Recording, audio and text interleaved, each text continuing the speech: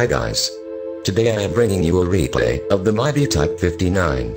The Type 59 entered service for the Chinese in 1959, hence the name, and is essentially a Russian T-54A, without the infrared searchlight.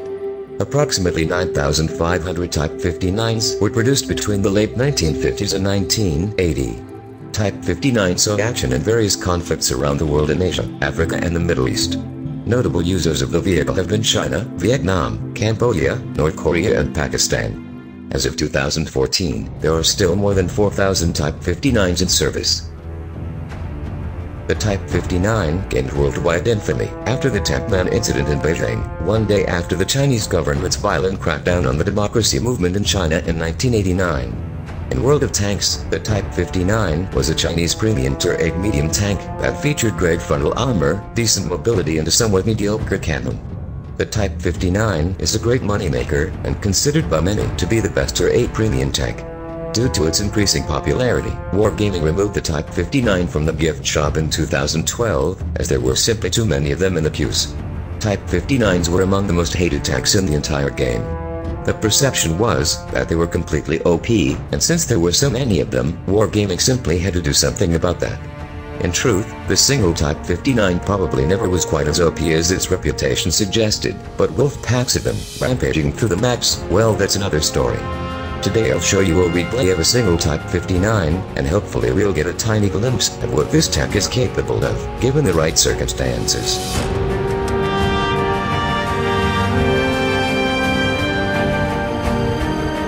We are on Malinovka, in a standard battle. This is the perfect matchup for Eddy, in his Type 59. There are only 4 Tier 8s on either side. A look at the team roster reveals that XVM predicts a healthy win chance for the Allies. If you truly want to have great carry, typically the following conditions need to be met. First, both teams must consist of mostly below average players. As we can see here, this is somewhat the case, though there are quite a few decent players on the roster. Second, if you have good players on your team, you can only hope that they won't have great games themselves, because you don't want them to steal your kills. Third, it is important that the enemy team is successful in killing your teammates, to ensure that you have plenty of targets to shoot at, and your teammates won't take kills and damage away from you. Fourth, most importantly, despite the fact that the enemy may be winning, it's important that they make many mistakes, such as attacking you one at a time, and so on. And finally, you need to be in a tank that can take quite a few hits, and dish out damage in return. And that's where the Type 59 comes in. Let's see what Eddy and his Type 59 can do in this game. Our T-34-1 has spotted a T-150 in the open, close to his base. 500 meters isn't the ideal distance for the Type 59, as its 0.39 accuracy on the 100mm cannon is far from ideal for long-range engagements.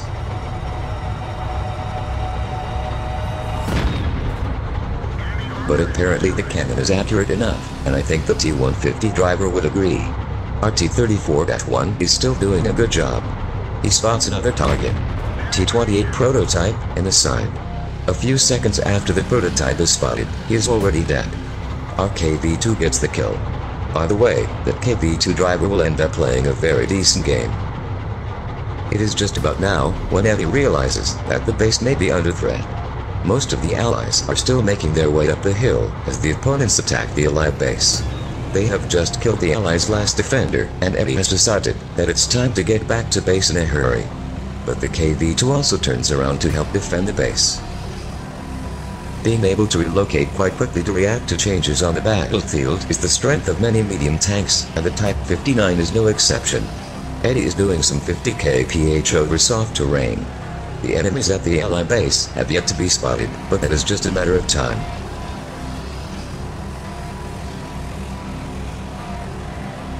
There they are. Eddy takes a hit on the weaker side armor, but he gets the T-34-85. The Allied KV-2 lands a shell in the enemy's heavy tank, and our Tiger is also doing some good damage. The enemy IS-3 isn't quite so well anymore, but he is still one of the most dangerous enemy tanks alive, so he needs to be dealt with. Eddy closes in on the opponent, which is the right play here.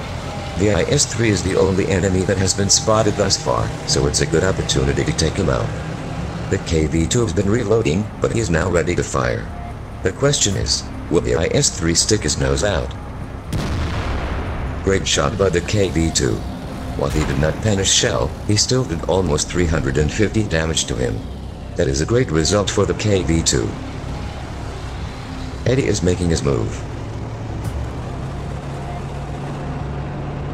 He is just about ready to fire at the Russian heavy when an ISU-152 appears. I am not sure if Eddy has seen him. He's hit, but the shell did not come from the Russian TD. There is something else shooting at him. Kill secured. He is getting hit again, and he still cannot see the enemy. But now Eddy has bigger fish to fry. The ISU must die. Thankfully he is taking hits, but if that monster TD has reloaded, Eddy is going to be in a lot of danger. Great kill, and what a great result for the Allies. In the span of a few seconds, the enemy has lost its two most dangerous tanks. And now, Eddy is going after the T-25 that has been harassing him. That shot went straight at the gun mantle of the T-25. The Type 59 does not have enough penetration to get through that, and Eddy has another go. I think that shot went to the side of the gun, where the armor isn't nearly as thick. That one went slightly high. So Eddy has decided to close the distance. It is very important to take this guy out. You really don't want this guy shooting you in the rear at a later stage in the game. Take a look at the mini-map. The Allies have lost the battle for the hill, and the Allied T-34-1 is under a lot of pressure. While the T-34 has no kills to show for, you just wait until you see the post-battle results. The Allies are currently trailing by 3 tanks, and Eddy has to strap on his man pants. But where did the T-25 go? Ah, there he is. He is running away like a little girl. That's not going to work out for you.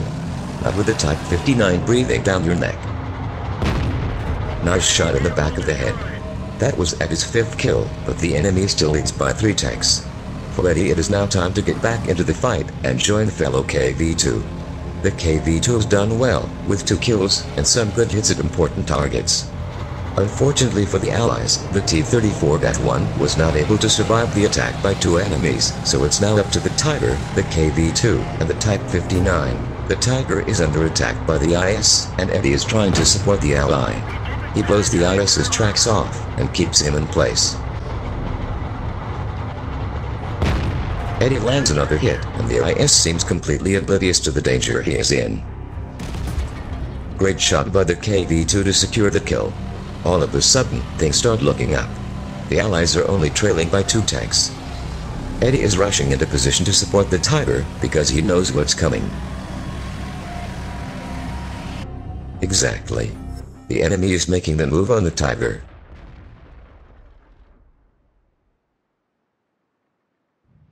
The enemy KV-2 scores a solid hit on the Tiger. Geez. What is it with the KV-2s today? They seem to be having good games. But definitely not as good as Eddy and his Type 59. He scores another hit, but the T-43 makes this very easy for him. Remember what I said earlier about the conditions that are right for a big carry. The enemy team must play very poorly, and that is exactly what you are about to witness. Good shot at the KV-2. Oh man, just look at these guys. What are they doing? Eddy takes out the T-43. The T-43 played so badly, he lowered the IQ of the entire map, so it's probably for the best that he is gone. So Eddy peeks around on the other side of the building, but his blank shot at the KV-2 misses. The Allies have just lost the KV-2, so Eddy is now 1 versus 4. I stand corrected, make that 1 versus 3.